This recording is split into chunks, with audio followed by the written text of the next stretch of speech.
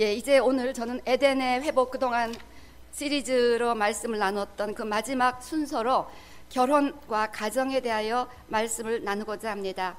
이제 우리 삶에서 에덴의 기쁨이, 에덴이란 단어는 delight, 기쁨이라고 저희가 찾아본 적이 있습니다. 그러기 위해서 하나님께서 우리 인생에게 예비하시고 약속하신 마지막 요소가 가정입니다. 가족은 사회의 기본단위이죠.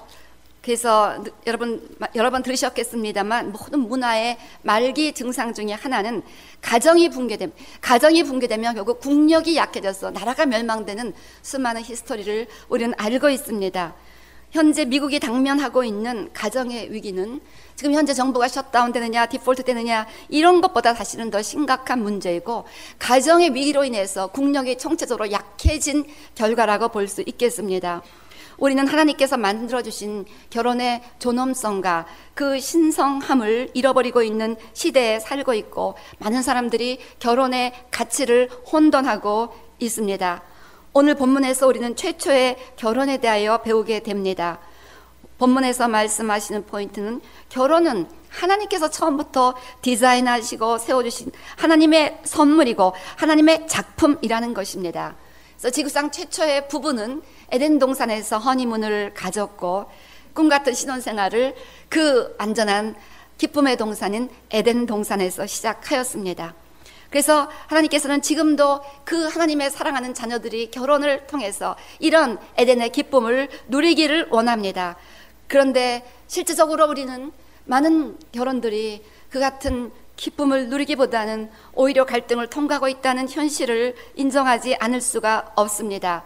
오늘 저는 가정의 회복을 위한 3가지 요소를 지금까지 나누마 있는 에덴의 회복 시리즈 6편의 그 말씀들 가운데서 찾아보고자 합니다. 먼저 첫 번째로, 예수님은 강력한 결혼의 접착제가 되십니다. 에덴 동산에서 제일 처음 언급된 것은 생명나무였습니다. 생명나무는 에덴 동산의 중앙에 있었습니다. 생명나무를 이해하지 않고 우리는 에덴의 비밀을 결코 깨달을 수 없습니다.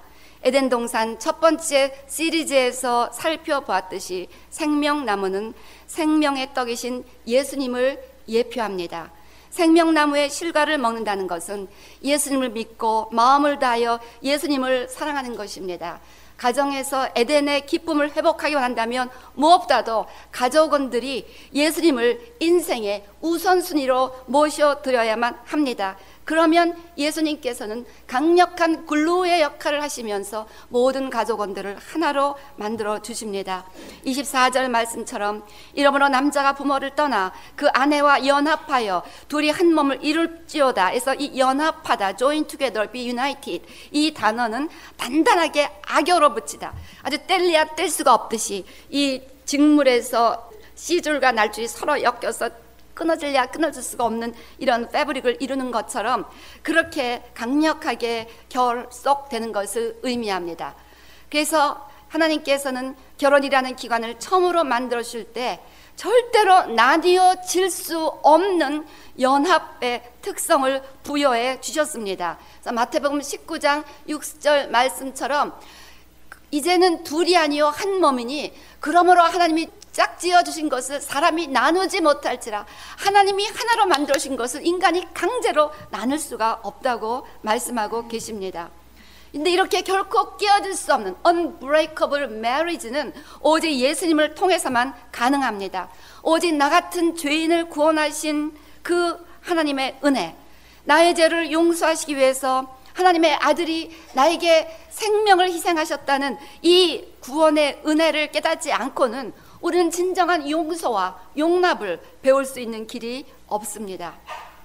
그래서 제가 슈퍼내추럴, 슈퍼글루라고 이렇게 지금 영어권에서는 설교할 예정입니다. 정말 이 예수님의 보혈은 슈퍼내추럴, 슈퍼글루입니다. 이 예수님의 보혈의 의미를 우리가 확실히 깨닫기만 한다면 어떤 결혼도 회복될 수 있다고 저는 믿습니다. 미국 그 굉장히 유명한 목사님이셨죠. 테드 해거드 목사님은 전국에 있는 4만 5천 개의 그 교회와 3천만 명의 교인들을 대표하시는 복음주의 연합회 회장이셨습니다. 그리고 뉴라이프 교회라는 그 콜로라도 스프링에서 1만 4천 명 교인이 참석하는 콜로라도 최대의 성장하는 교회의 담임 목사님이셨습니다. 이렇게 막강한 영향력을 행사하던 그 해거드 목사님이 어느 날 갑자기 비참하게 추락한 사건을 우리가 기억합니다. 동성애 매춘을 했고 마약을 구입했다는 보도가 나왔고 처음에는 부인했지만 결국 자백하고 인정하게 되었습니다. 더구나 놀라운 것은 해거드 목사님은 누구보다도 동성애를 반대하는 동성애 반대운동 지도자였고 30년간 함께 산 게일 사모님과 5자녀를 둔 남편이요 아버지였다는 사실입니다. 결국 이 성추문 사건과 함께 모든 직함을 다 내려놓고 교회를 떠났고 수많은 그리스도인들과 특별히 그 교회에서 30년간 그 목사님을 영적인 아버지요 멘토로 섬기던 교인들은 큰 충격을 받았습니다만 누구보다도 가장 충격과 고통을 받은 사람은 그 사모님 되시는 게일 여사였을 것입니다. 그녀가 자기의 심정을 담은 책을 펴냈습니다. Why I Stayed, The Choice I Made in My Darkest Hour. 내가 왜 이런 선택을 이 어둠의 상황에서 내가 이 결혼에 스테이하기로 결정했는가 하는 이 책을 펴냈습니다. 자, 이런 상상할 수 없는 사건 앞에서 배신감 또는 신앙생에서 보인 남편의 이중인격 때문에 실망하고 돌아서는 것은 당연했을 것입니다. 당사자 테드 목사도 부인에게 나는 이제 중독이 되어 가망이 없으니 나와 이혼을 하고 아이들을 데리고 자기를 떠나라고 종용하면서 뉴라이프 교회에 가면 아마도 당신을 도와줄 것이라고 그렇게 조언을 했을 정도였습니다. 그런데 결국 그녀는 남편 곁을 떠나지 않았습니다. 그 한 가지 이유는 바로 크리스천의 특징은 용서였기 때문이라고 말하면서 이렇게 그 인터뷰하는 내용을 제가 듣게 되었습니다. 나는 예수님의 가르침을 믿기 때문에 남편 곁에 머물기로 했다. 내가 만일 주님의 가르침대로 용서와 사랑을 선택한다면 우리 부부가 회복될 수 있을 것이라고 나는 믿을 수 있고 믿으려 했다. 나는 우리 부부의 이 아픔이 지금까지 30년간 함께 쌓아올린 그 모든 삶과 사역을 다 무효로 돌리기는 원치 않았다. 나는 이 아픔이 내가 지금까지 하나님 앞에서 삶을 투자했던 그 모든 순간들을 다 부정하고 싶지 않았다. 다만 내가 그냥 떠나버린다면 결국 나는 지금까지 나의 모든 인생과 믿음을 부인하는 결과가 된다는 사실을 깨달았다. 하나님의 사랑은 그 수많은 죄를 덮을 수 있음을 나는 믿고 또 순종하기로 했다. 결국 그녀는 그래서 스테이 하면서 한 가지를 더 언급했는데요. 그 자기 남편 테드 목사의 태도가 도움이 되었다고 언급합니다. 테드 목사는 자기들의 결혼이 회복될 수 있을 것이라고 굳게 믿었다. 결국 그는 결혼을 회복하기 위해서 싸우기로 선택을 했다. 그는 자기의 믿음을 끝까지 붙잡고 하나님의 사랑을 끝까지 붙잡고 그 사랑을 선택한 것이다. 그는 하나님을 회복하시는 그 하나님을 끝까지 신뢰하기로 했다. 결국 이렇게 남편의 믿음과 또 그 게일의 결국 성경의 그 용서의 가르침에 대한 전폭적인 커미트먼트를 통해서 하나님께서는 이 관계를 회복시켜 주셨고 지금은 2010년에 콜로라도 스프링스에서 또 작은 교회를 시작하게 되었는데 다시 하나님께서는 이 죄인 되었던 하나님의 종을 용서하사 사용하시고 있음을 우리에게 그 목회를 통해서 보여주고 계십니다. 물론 이런 용서가 하루아침에 당장 쉽게 이루어진 것은 아니었다고 공동저자인 그 앤젤라 헌트 씨가 말하면서 심지어 남편이 이렇게 된 것에 대한 죄책감 때문에 자살까지 생각할 정도로 이 게일 여사는 고통을 겪었었다고 합니다. 그러나 끝까지 주님의 말씀과 주님의 사랑을 흔들리지 않고 붙들고 있었을 때 예수님의 그 용서의 보혈의 은혜가 놀라운 접착제가 되어 돌이킬 수 없이 금이 가버렸던 것 같은 이 부부를 다시 접촉시켜 주시고 하나로 연합시켜 주셨다는 것입니다.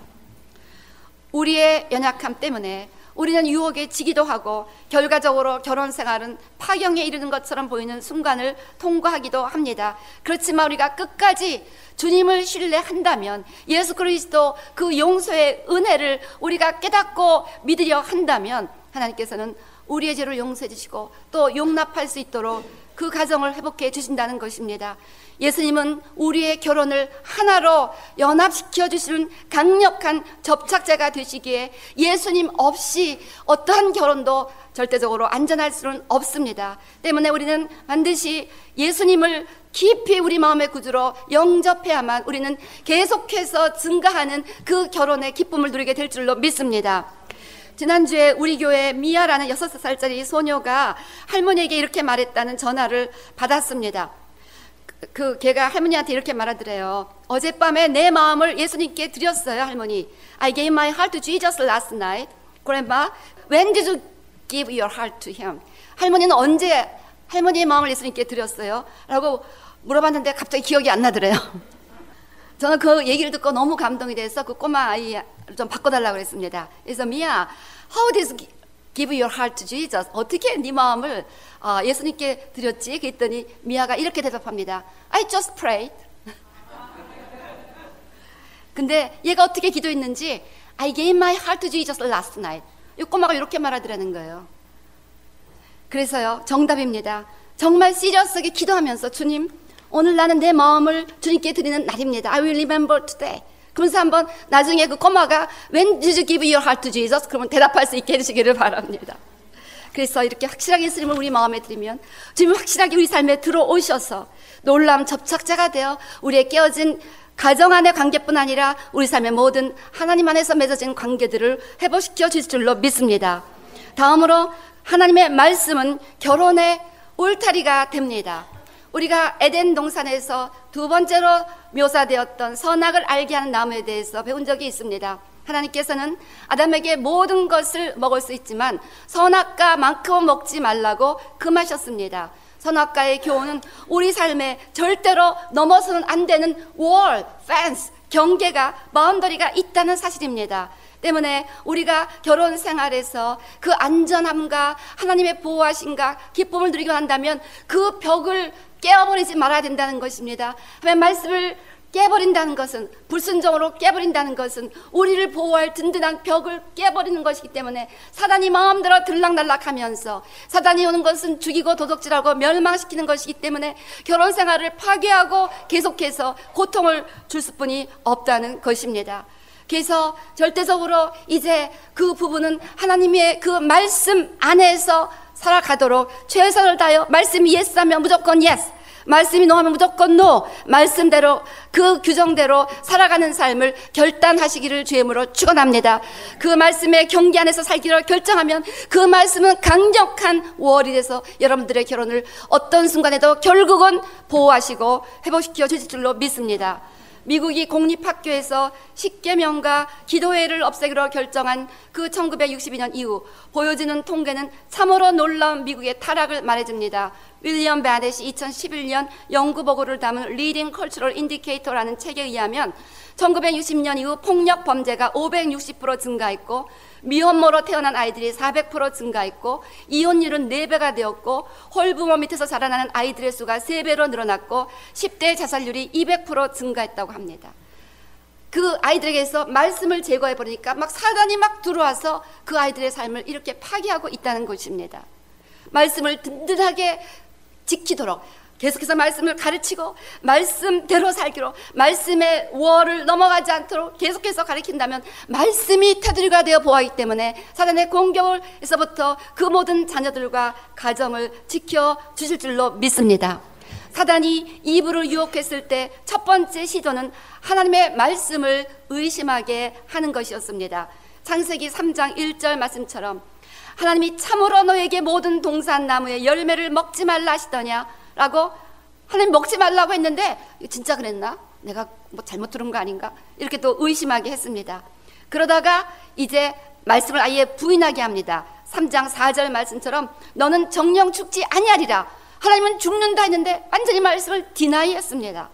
그 다음에 3장 5절 보니까 하나님의 의도를 엉뚱하게 변질시킵니다.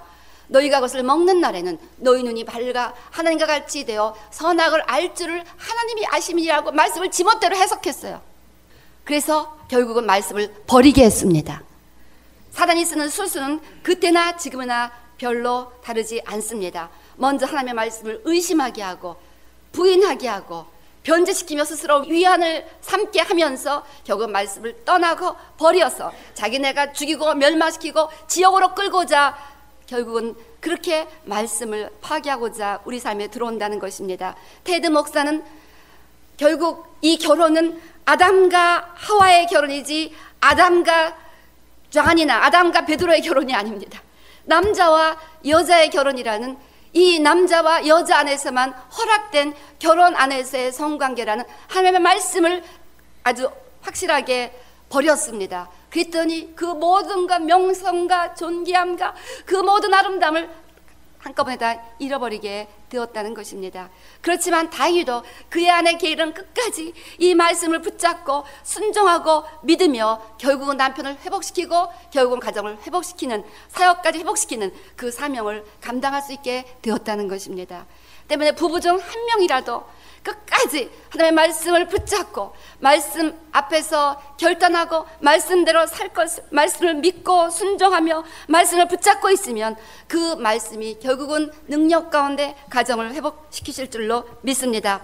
결혼의 중요한 목적은 결혼을 통하여 우리가 예수님의 형상을 닮아가는 것입니다. 때문에 하나님은 결혼을 통하여 우리가 여러 가지 갈등을 통하여 결국은 하나님의 말씀대로 빚어지기를 원한다는 것입니다. 그래서 하나님의 말씀을 끝까지 그냥 타협하지 아니하고 상황과 삶을 초월해서 말씀대로 살아가시기를 부부가 결단하시기를 다시 한번 주의 이름으로 축원합니다. 다음으로 세 번째 요소, 성령님은 위대한 도움이 되십니다. 이어서 성경은 에덴에 있는 세 번째 요소로 에덴의 강을 기록했습니다. 그래서 우리는 4주간 이 성경에 기록된 에덴의 4가지 강을 살펴보았습니다. 비숑강, 기혼강, 티그리스강, 유브라데 강입니다. 그래서 요한복음 7장 37절 39절 말씀처럼 이 에덴의 4강은 바로 예수님께서 믿는 자에게 약속하신 성령님을 상징한다는 것을 보면서 성령님의 그 다양한 특성들을 이 4가지 강들을 연구하며 나누었습니다. 그렇습니다. 결혼 생활이 에덴의 기쁨으로 회복되기 위해서는 늘 성령님과 함께 살아가는 법을 배워야 한다는 것입니다. 그래서 비손강은 점점 풍성해지는 성령님의 속성, 기혼강은 흘러 넘치며 주변에 영향을 주는 성령님의 속성, 티그리스강은 원수를 이기는 성령님의 신속하고 강력한 능력, 다음으로 유브라데 강은 결실의 강을 의미했습니다.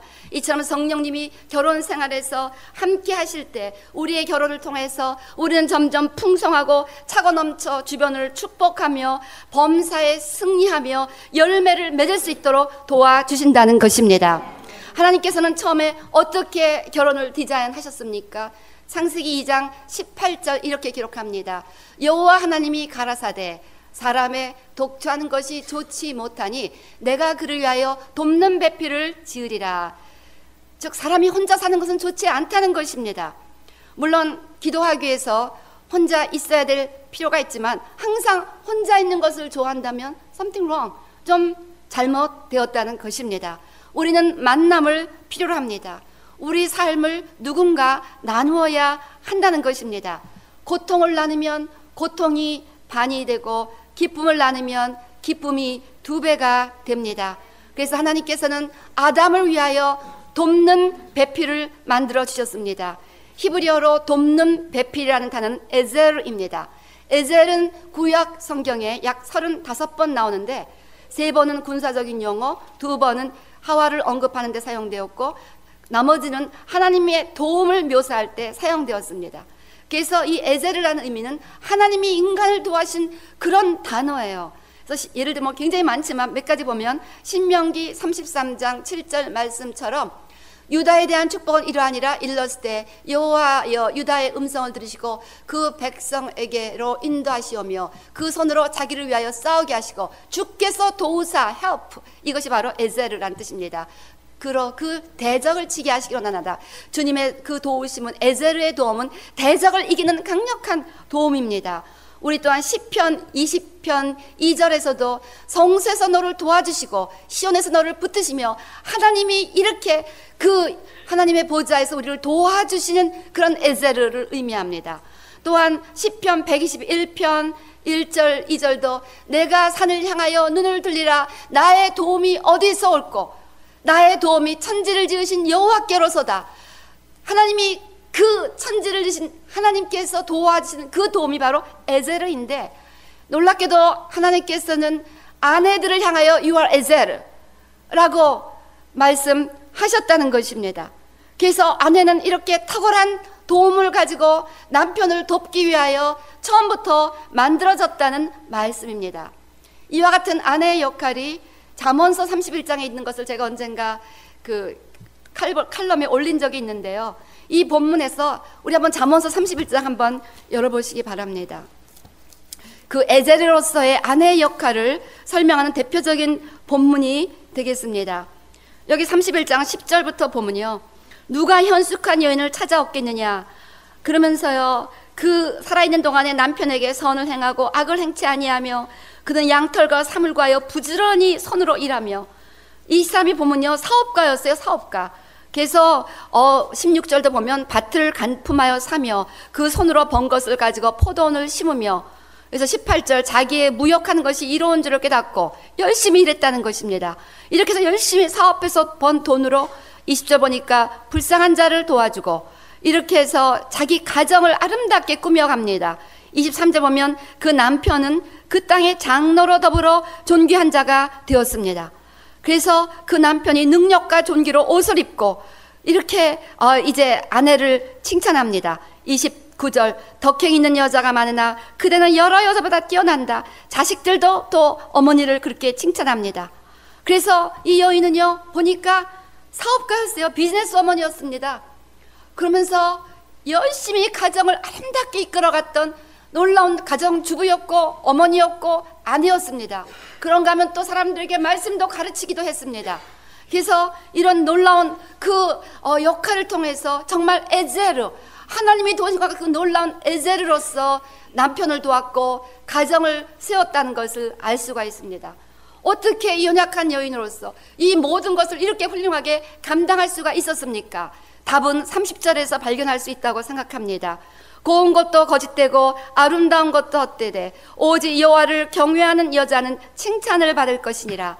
즉 여호와를 경외할 때 성령께서 순간순간 도와주시고 하나님의 말씀 가운데 능력을 부어주셔서 이렇게 강력하게 남편을 돕고 자녀들을 세우며 가정을 견고하게 세워가는 이런 사업가도 되고 가정주부도 되는 이런 아름다운 삶을 살아갈 수가 있었다는 것입니다. 한국 여러분이 잘 아는 설화에 바보 온달과 평강공주의 이야기가 있습니다. 하도 바보라 어신저부터 별명이 바보 온달이었습니다. 온달 the fool, 맨날 사람들이 the fool 이렇게 불렀어요. 평강공주는요, 이 평강, 샬롬, 이름도 샬롬 프린세스, 피스 프로스, 그러니까 주님의 이것을 의미하는 것 같아요. Anyway, 이 평강공주는 어렸을 때부터 궁에서 울기만 하면, 울지마, 너 울면 바보 온달한테 씹어낸다. 맨날 그것을 듣고 자라났어요. 그러니까 커갖고 자기는 바보 온달하고 결혼하는 것이 자기의 운명인 줄 알고, 내가 맨날 나한테 바보 온달한테 보낸다고 그랬는데 그 온달이 어딨냐고 맨날 그러는 거예요. 그러면서 온달하고 자기는 결혼한다는 거예요. 그래서 이제 주변에 막 반대했지만 기어이 나가서 이 바보 온달과 결혼하게 되었습니다. 결혼한 이후 이 평강공주는 남편 온달에게 무예를 가르치고 그를 열심히 섬기고 도왔습니다. 온달은 열심히 배우고 훈련하여 크게 무술을 연마하게 되었는데, 후에 그 나라에 국례대회가 열렸습니다. 그리고 온달이 출전했는데 온달이 1등으로 뽑히게 되었습니다. 그래서 이제 온달은 드디어 임금님 앞에 섰는데, 그 임금님은 이 사람이 그 옛날 바보 온달이라는 것을 믿을 수가 없었습니다. 너무나 멋있게 생기고요, 늠름한 영맨이 거기 딱 버티고 서 있는데 너무 놀래버린 것입니다. Are you sure you are 온달? 이렇게 해서 결국 그날 이후 온달 장군이 되어서 고구려 나라를 든든하게 세우고 왕을 보필하는 훌륭한 삶을 살아갔다는 이 히스토리인 것 같아요. 저는 이 이야기를 실화로 알고 있습니다. 하여튼 그런 이야기가 있습니다. 결국 남자는 아내의 그 헌신과 사랑과 내조에 따라서 이렇게 변화될 수 있다는 것을 말씀합니다. 우리는 서로에게 에제르가 되어서 서로의 숨겨진 장점들을 이렇게 개발해 주어야 한다는 것입니다. 우리는 완전한 사람과 결혼하지 않았습니다. 처음부터 우리의 도움을 필요로 하는 사람과 결혼했다는 사실을 기억하시기를 바랍니다. 한편 온달은 열심히 배우며 훈련하며 스스로 국리의 대가가 되기 위해서 열심히 자신을 연마했다는 사실을 남성 성도님들께서는 잊어서는 안 되겠습니다. 오늘 성경은요, 창세기 2장 19절 20절에서 그 하나님께서 아담에게 수많은 에덴 동산의 동물들의 이름을 지우고 그 생물들을 돌보라는 당부를 하셨다는 것을 알 수가 있습니다. 여러분 한번 생각해 보세요. 개 한 마리 키우기도 정말 어려워서 지금 안 키우려 결심했는데 이 수많은 동물에게 일일이 특성을 감찰하면서 이름을 지어주고 그들을 먹이고 서로 싸우지 않도록 보호해주고 식물들이 자라도록 파밍을 하고 이 농사 짓는 것도 보통이 아니더라고요. 거기에서 뭐 하여튼 이것저것 돌볼 게 굉장히 많은데 그러기 위해서는 아담이 엄청 부지런한 사람이었다는 것입니다. 근데 오늘 창세기 2장을 보면 분명히 그렇게 먼저 아담이 그 동산을 다스려 지키게 하면서 돌볼 때 그때 20절 그 이후에 아담이 모든 육축과 공중의 새와 들의 모든 짐승에게 이름을 주니라 아담이 돕는 배필이 없으므로 이렇게 나옵니다. 그래서 남성 성도님들은 기억하시기 바랍니다. 정말 여러분들의 아내가 이 같은 에제르의 사명을 감당하기 원한다면 여러분들 자신도 정말 부지런하게 최선을 다하여 성실하게 살아야 한다는 것입니다. 이렇게 부지런하고 성실한 사람이 될 때 하나님께서는 이제 에제르와 같은 그 귀한 아내를 만나게 도와주시고 또 여러분의 아내를 그렇게 변화시켜 주실 줄로 믿습니다. 성령께서는 자매님들만 아멘 하는 것 같아요. 우리 남성 성도님들 이렇게 아담처럼 부지런해지시기를 주의 이름으로 축원합니다. 역시 우리 교회 소망이 넘칠 줄로 믿습니다. 성령님께서 이렇게 에제르의 도움을 서로 주고받으며 가정을 하나되게 세워주십니다. 이렇게 가정에 하나되기 위해서 대화가 중요하다는 사실을 23절 보지요. 아담이 가로되 이는 내 뼈 중에 뼈요 살 중에 살이라 이것을 남자에게서 취하였은즉 여자라 칭하리라 하니라. 이러므로 남자가 부모를 떠나 그 아내와 연합하여 둘이 한 몸을 이룰지니라. 이렇게 남자와 여자가 그 유니티 하나를 이루기 위해서 그 안에 가장 중요한 요소는 대화가 있어야 된다는 거예요. 대화가. 근데 대화를 남자가 했다는 것입니다. 아담이. 보면 남자들은 집에서 말이 없는 것 같아요. 밖에서는 어떻게 하시는지 모르는데 집에 가면 피곤하다 그냥. 그리고 말이 없다는 이야기를 많이 듣고 있습니다. 근데 남자가 이렇게 표현을 했습니다. 남자분이 먼저 말을 하시기를 주의 이름으로 축원합니다. 남자분이 먼저 사랑을 표현하시기를 주의 이름으로 축원합니다. 그대는 살 중에 살이요 뼈 중에 뼈라. 그러면요 메뉴가 달라집니다. 에제르가 되지 말래도 아내들은 에제르가 될 줄로 믿습니다. 이렇게 열심히 서로 사랑을 표현하면서 하나가 되면 이제 하나됨을 통해서 계속해서 창세기 1장 28절 창조 명령을 수행하게 됩니다. 생육하고 번성하며 땅에 충만하게 되는 것입니다. 그래서 결혼은 남자와 여자의 만남입니다. 생육하고 번성하기 위해서 남자와 여자가 하나 되어야 한다는 거예요. 영적으로, 인격적으로, 육체적으로. 절대로 남자와 남자나 여자와 여자의 만남이 아니었다는 결혼의 매뉴얼을 보게 됩니다. 이렇게 모든 순간마다 성령님을 의지하면 성령께서는 모든 장애를 이기고 영적으로, 육적으로, 또 인격적으로 하나 될 수 있도록 도와주신다는 것입니다.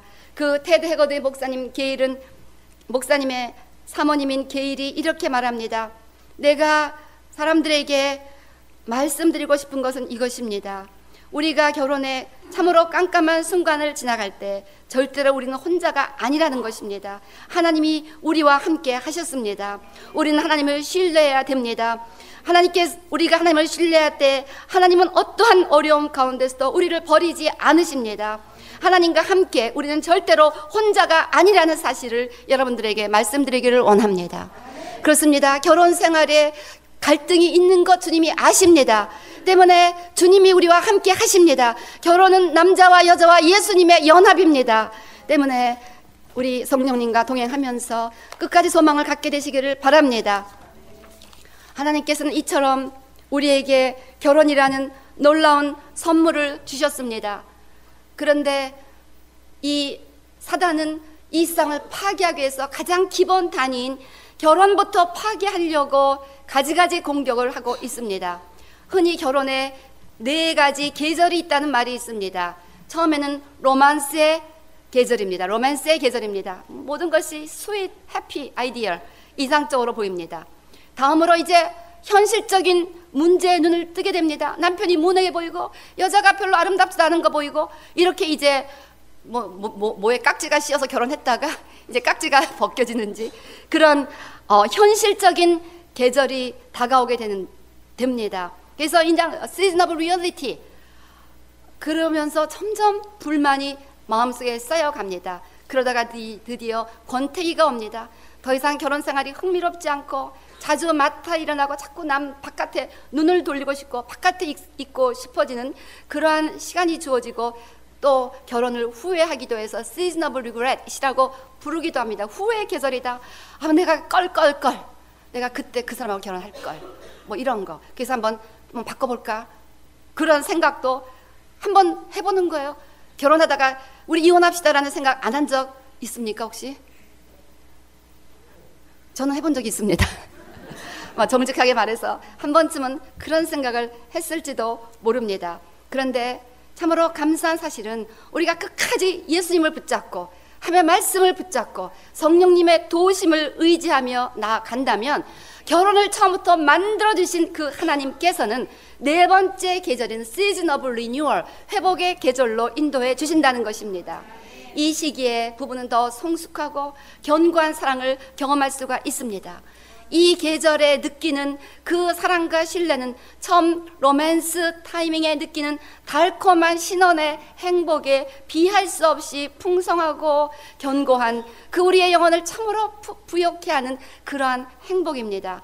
저도 이것을 너무나 경험했습니다. 이 4가지를 저도 똑같이 경험했던 것 같아요. 참 어려운 시간도 많았는데 정말 나중에는 하나님 앞에 감사해서 어떻게 이렇게 귀한 사람을 저의 남편으로 주셨냐고 눈물로 감사를 드렸고, 그때 그런 생각을 많이 했어요. 정말 부부간의 사랑은 처음 결혼할 때 어쩌고저쩌고 자기 어쩌고 하는 그 허니문의 사랑과는 비할 수 없는 사랑이다.